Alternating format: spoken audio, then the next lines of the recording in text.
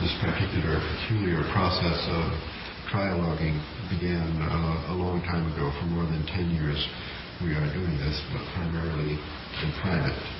And out of this ongoing process for more than a decade, we have become, I think, a kind of a unit or a triad.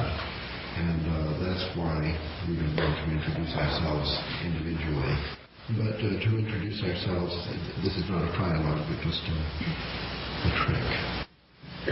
My idea is that we would describe each other as we appear to ourselves in the context of this process, trialoguing.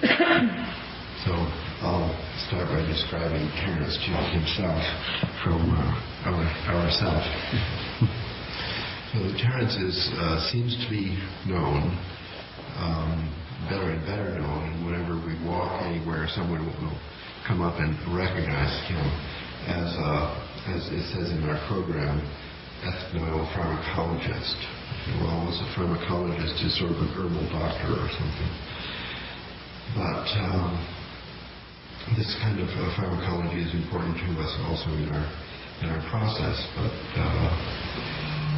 for me, Terence is a special person because of the breadth of his knowledge and the evidence of a phenomenal integrity within it. So first of all, when we first met, Terence was asking me about mathematics, kind of mathematics that I was interested in at that time that nobody else had even heard about. And as our relationship developed, I saw that he had this philosophy of time, let's say, or maybe even mathematical model for the structure of time. That is an odd thing for a person to be obsessed with. And from this obsession, he had to learn a great deal about history. So in our process of trialoguing, we find it very much enriched by Terence's phenomenal knowledge of history, and not only that, but his special way of saying it. It's sort of, you're familiar with this here, a bardic skill, so that whatever he says will have more effect than it actually deserves.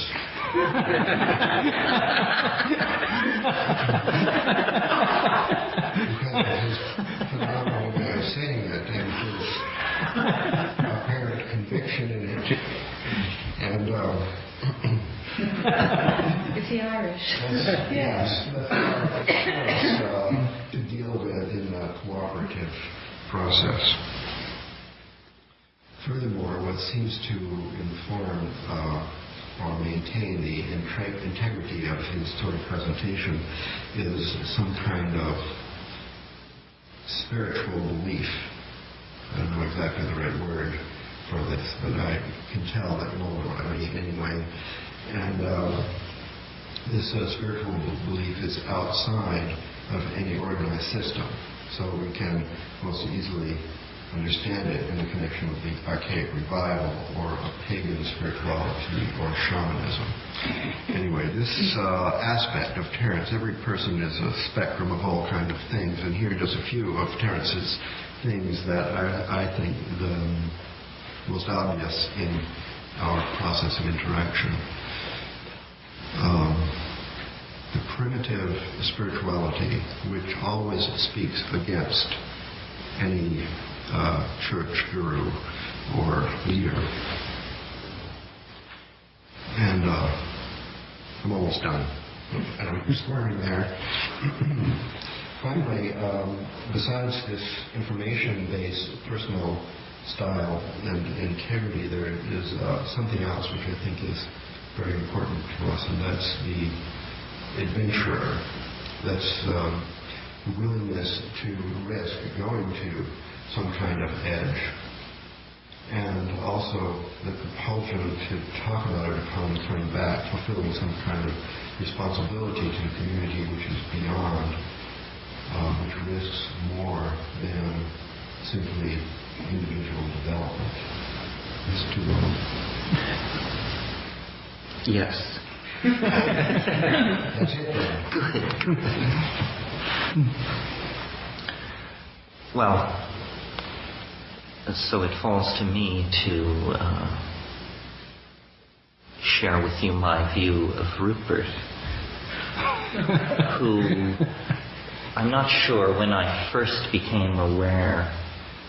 Probably it was the Nature review, which I think Rupert should certainly be very grateful to Nature, because in their perverse way they saved him perhaps from obscurantism by calling for the burning of his book. And my intellectual method has always been to seek out the heretical. And so when I heard that Nature had called for the burning of a book, I burned up my tires on the way to the store to see if I couldn't obtain a copy. And it was very interesting, and I added it to the slow rising intellectual edifice that I had been building for years in the area of theoretical biology. I was very interested in Driesch and Kammerer and the school of vitalism that refused to genuflect to the idea that life could be reduced simply to physics and chemistry. That seemed to me inadequate. But nevertheless, after reading Sheldrake's book, it just seemed like an intellectual war being well fought in a distant land by someone I was probably not likely to have crossed my path. And I discussed it with other people, and I was amazed at the animosity that rained down upon what seemed to me a fundamentally interesting and not easily dismissed concept. I can remember one person telling me, "You have only to heft the book in your hand to tell that it's bogus." Well, I thought they must have an intuition into the nature of scientific theory far beyond my own, because I couldn't make the judgment at that stage. And then Rupert, I believe it was through Ralph, contacted me and came by bus to see me. I live in the wine country north of San Francisco, and I didn't know what I expected. I was mentored by Eric Jansch, who some of you may know, and so my vision of the European academic was of a corpulent, elderly, animated person, and I projected that and expected that. And when Rupert arrived, and Ralph vectored in for that first meeting as well, isn't that interesting? That's right. And there he was.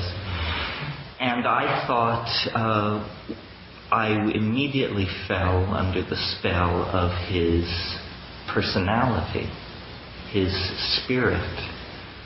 Scientists, I don't know if you spend a lot of time with them, but they tend to be pretentious boors, most of them. And the higher they rise, the more this quality seems exacerbated in their personality.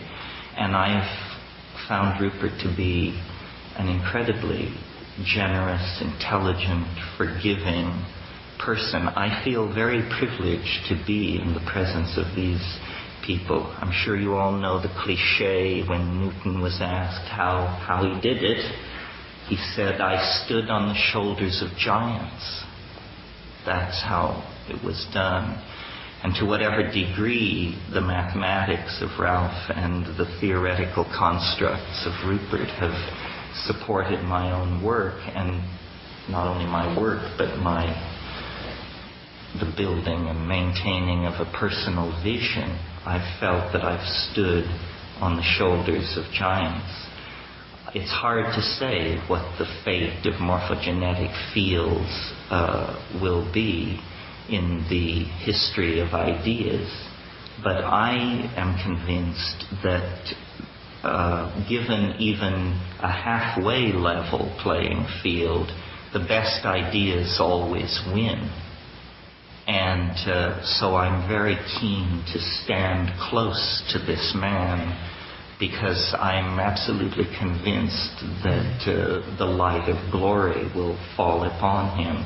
Mechanistic biology has failed, and for 20 years has been involved in the cover-up of the catastrophic failure of its program of reducing life to physics and chemistry. It will not happen soon. It will not happen ever. And when the history of biology is written, I'm convinced that Rupert's work will stand at the turning point, because the key problem in biology is form. And the ideas that have been put forth in the past have been inadequate. And I think the last thing I would like to say is I'm tremendously admiring of Rupert's simplicity. And what I mean by that are two things. Number one, his unwillingness to submit himself to the hegemony of scientific, the mafia of scientific correctness, essentially. He is not an academic. He feeds at the trough of no corporation or university that I'm aware of. He is a true independent thinker.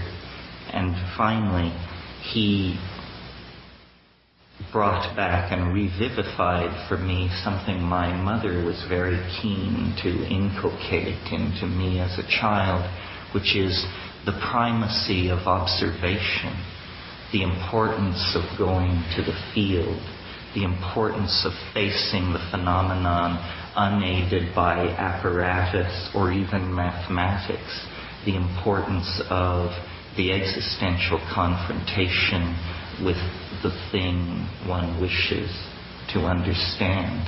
And if you know Rupert, to stroll with him through an art gallery or a forest is to feel the mystery of life and the immediacy of that mystery, and to have a very strong sense of its accessibility. And that's very important. I don't want a Gnostic God that resides outside the Imperium. I want a kind of pantheistic richness that is right there on the surface. So I enjoy playing Byron to Rupert's Shelley, and hope to do so this weekend. Happy Valentine's Day.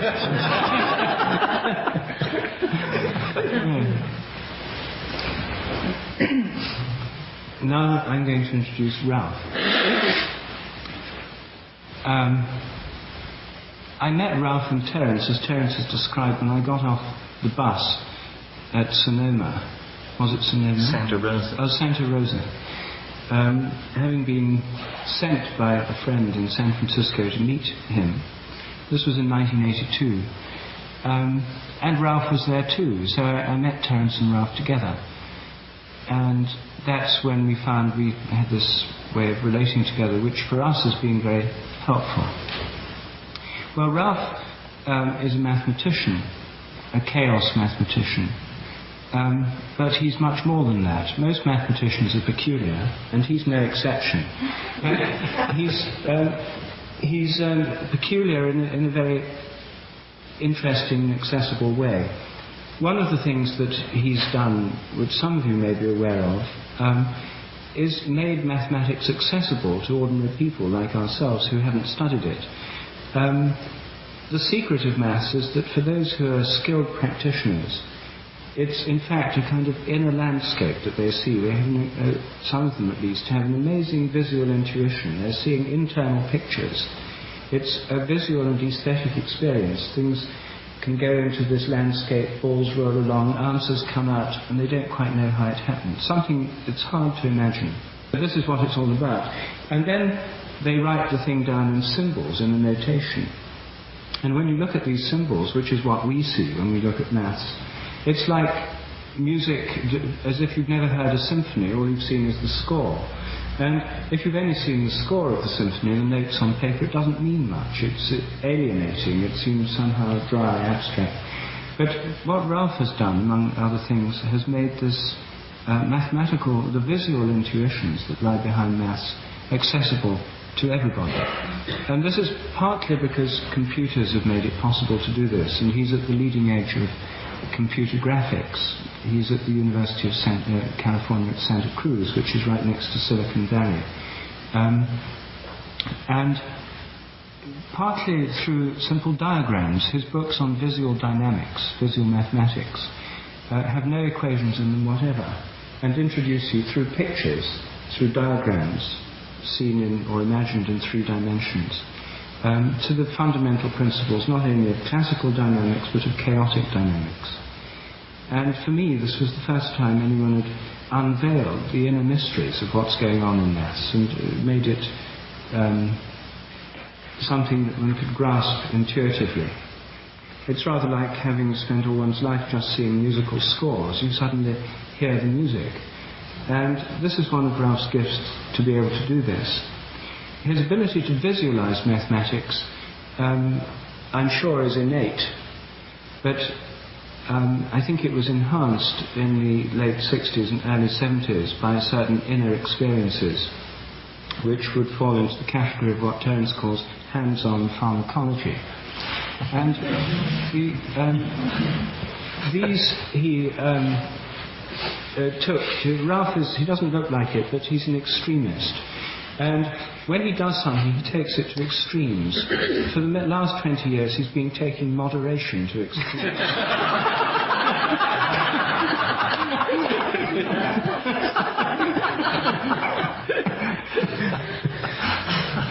But when he felt that the secret to understanding the deeper parts of the mathematical landscape was substances like DMT, he took that to extremes too. And he's also travelled in India. One of the things the 3 of us have in common is we've all spent quite a long time in India. So Ralph has been in India. He took that to extremes as well. He's also studied here in England. He was at Warwick for a while, Warwick University. He lives in Santa Cruz in amidst some woods, in a very beautiful place with wonderful woodland and a little valley down beside his house. Deer and wild animals graze around. He observes the stars. He's got the most agreeable system for observing the stars of anyone I know, namely a hot tub located outside his house, and you can sit in wonderful hot water gazing at this clear sky and the brilliant stars. So he knows the stars from many hours spent observing them in the most comfortable of circumstances.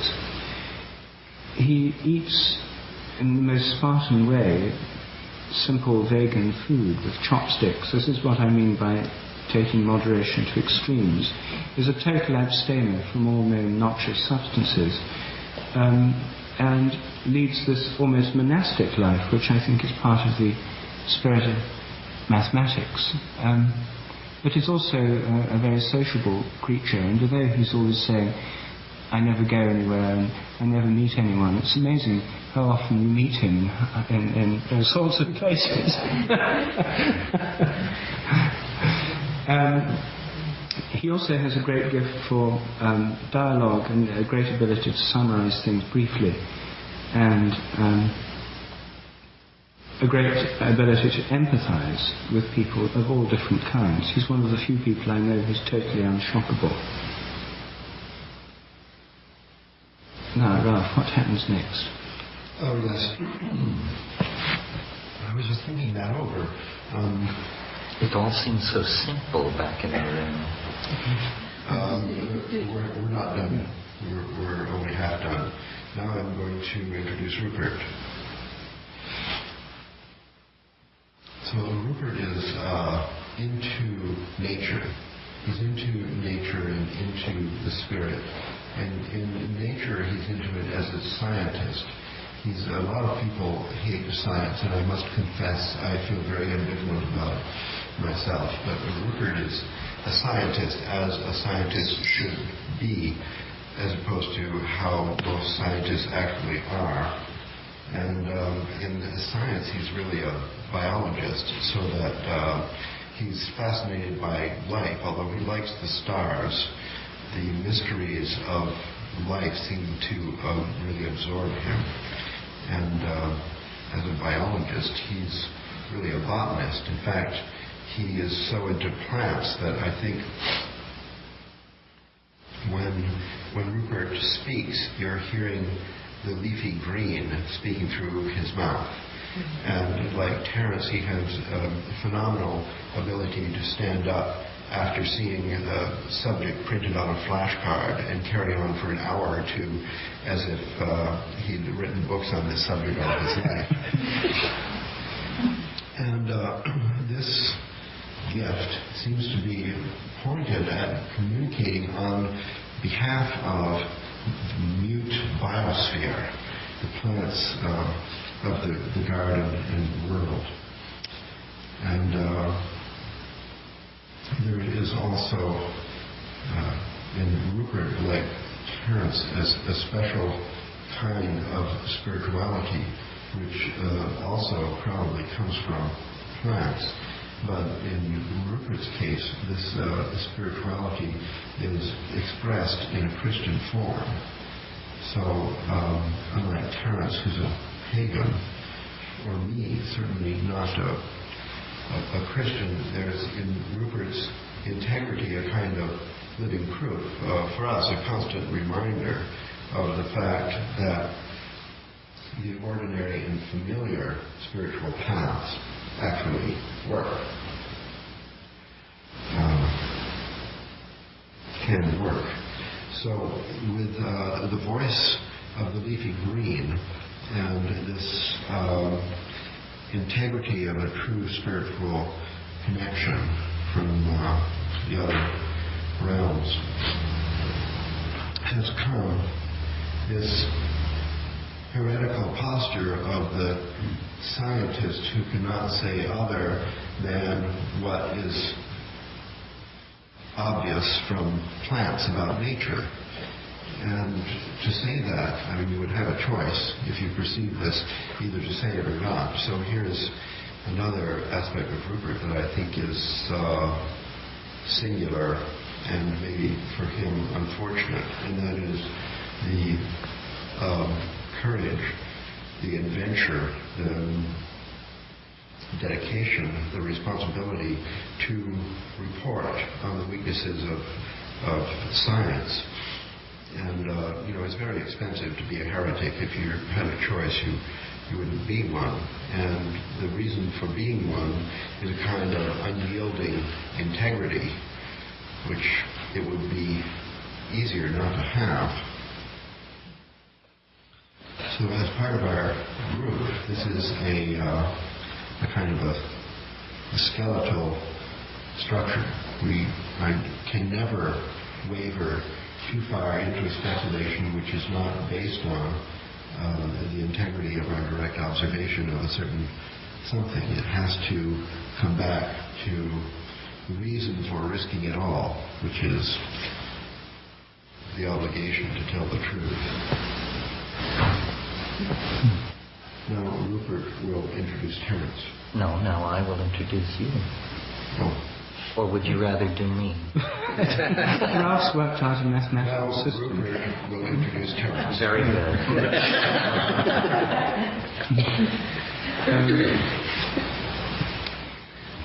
Well, I was on my way to meet Terence, who I'd never heard of, in San Francisco. The friend who'd arranged this meeting gave me a tape of his, which I listened to on the bus. I had one of those, I think it's the only time I've ever listened to one of those tape things with earphones on your ears. And I heard this extraordinary lecture about the effects of DMT, a powerful hallucinogen, and an entire family of hallucinogen derivatives. And I was amazed that subject such as this was being discussed in such a fascinating, interesting, and coherent way, since previously I'd associated this subject with total incoherence. When I met him, I found that really he's a kind of naturalist. Terence once told me that as a child he lived in Colorado near a jam factory, or a fruit bottling plant, I forget which. And at night he'd go there, and out of the night sky there was all this fruit being made in sheds. And out of the night sky, out of the darkness, would appear moths of every different description, attracted by the bright lights of the bottling plant and the delicious fruit jam or whatever they were making. And how he used to go and watch there as out of the darkness, coloured moths just flew in from the sky. And it seemed to me a wonderful image of what he does. I mean, partly he's known for his visionary qualities, looking for visions which come out of the darkness of the mind, if you like. But also he's quite literally a naturalist. He's spent years travelling through Indonesia with his butterfly net, collecting butterflies of various species. And he's spent a long time exploring the jungles of the Amazon. And so he's a kind of naturalist of the mind and of nature, has an extraordinary knowledge of biological subjects, including surprising ones like octopuses. And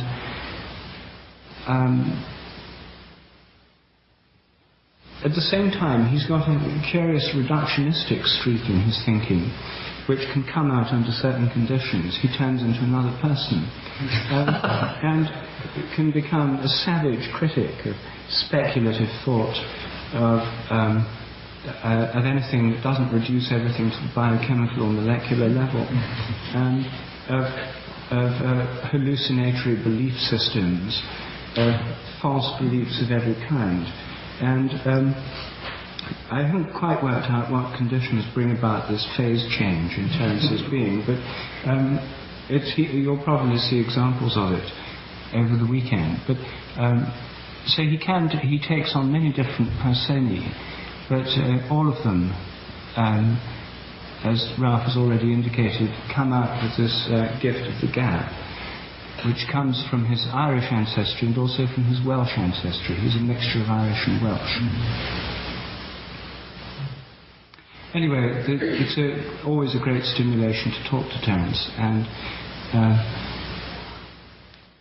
you never quite know where it's going to take you, except that sooner or later it takes you to the 21st of December 2012, when it's his fixed belief that the world as we know it will come to an end. So part of him is a millenarian prophet, part of him is a Dominican. He professes to be a pagan, but his Catholic upbringing, his Dominican reasoning, and his experience as an altar boy have never left him. And in his vision of the end of the world in 2012, and of the entire historical process throughout the whole of evolutionary history being drawn towards some culminating point, namely 2012, he has a vision of the end which exceeds in zeal and fervour that of a great many professional preachers of this kind of this sort of belief. And although he appears at times to be reasonable, at other times to be open to new ideas and so on, there's one point which is fixed in all this, which is it's all going to come to an end in 2012.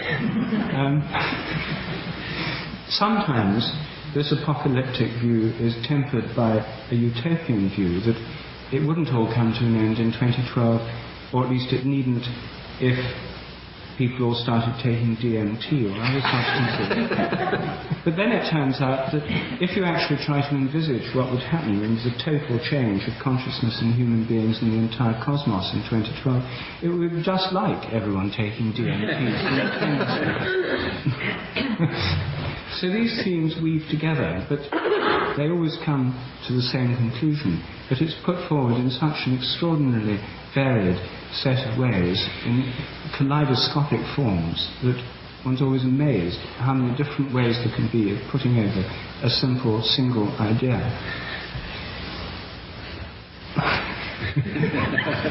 I'll forswear the desire to rebut. Yes, I'll yield to the momentum of the program.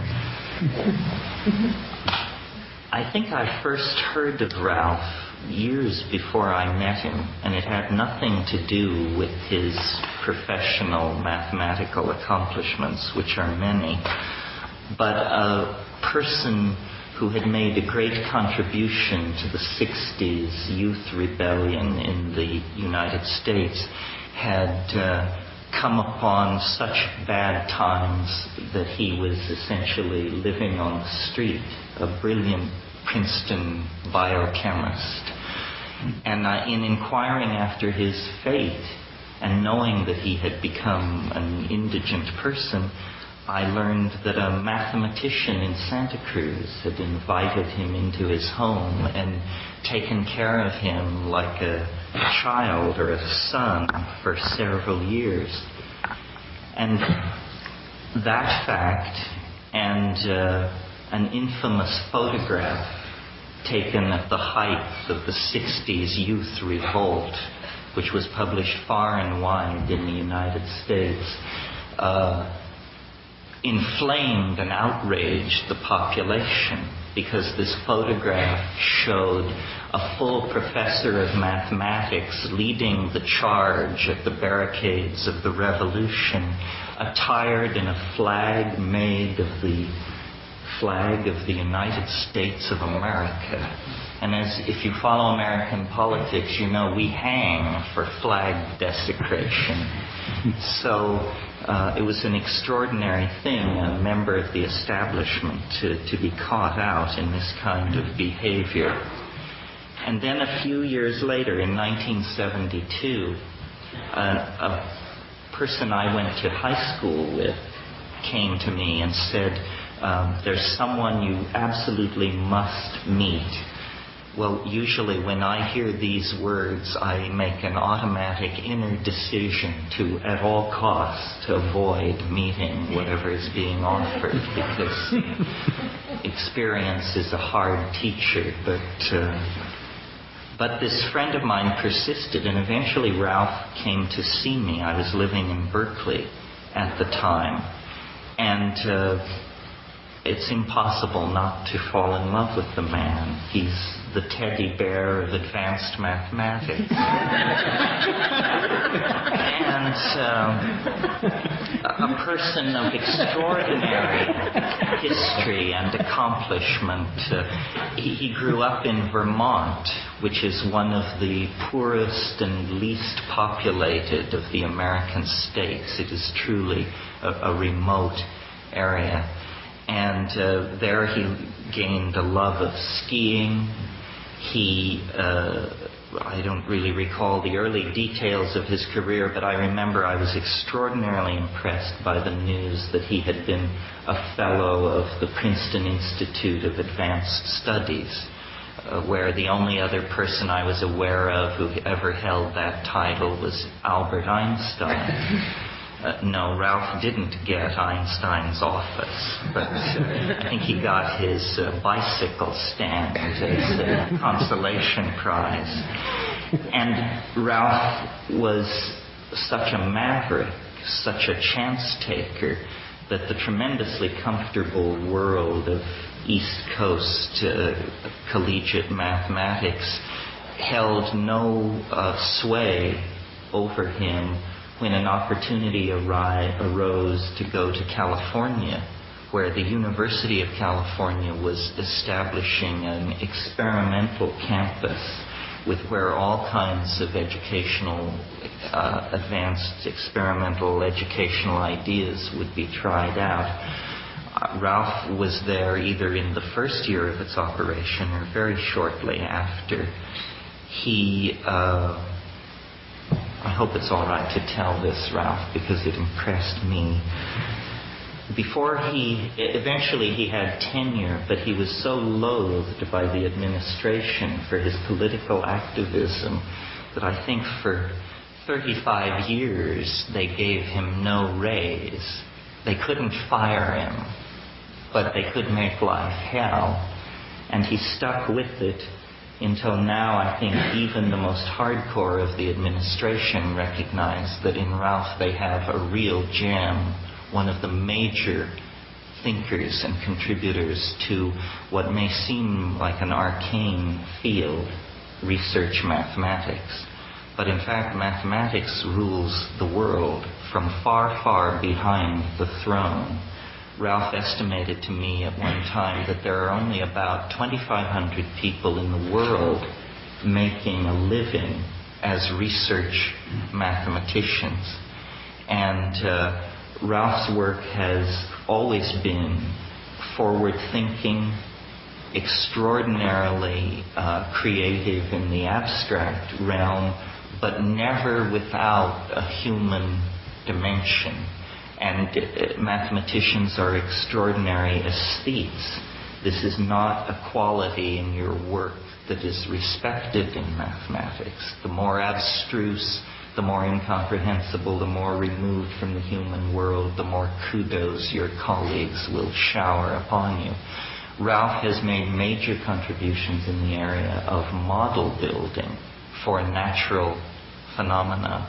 Everything from population theory to models that prove the impossibility of monogamy, to models of the functioning of anorexia nervosa, and so forth. An extraordinary, rich and varied career.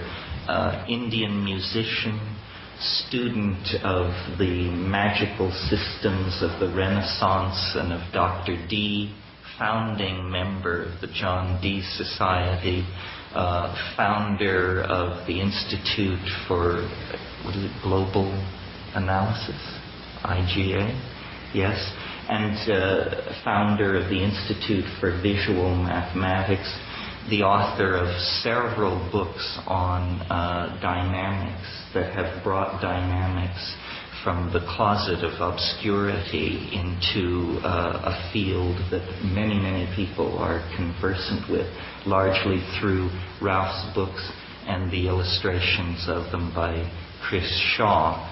He is not simply a worker on the fringes of advanced mathematics. He is author of Foundations of Mechanics, and I dare say anybody who's written a book titled The Foundations of anything gets a lot of respect from me. Ralph has been an extraordinary friend over the years. We see each other as often as our busy lives permit, and I go to him not for insight into advanced mathematics, which, other than my own narrow interest in the field, remains arcane, but for his insight into the human condition. He is better than 5 psychotherapists rolled into one. He always has very insightful advice, and he is, above all, an extraordinary human being. So there you have it. 3 white guys on a roll. All right. It was beginning to sound like an induction. We've never done that before, and we'll never do it again. Hear, hear. But I'm glad we did it once. It's very interesting to us, at least.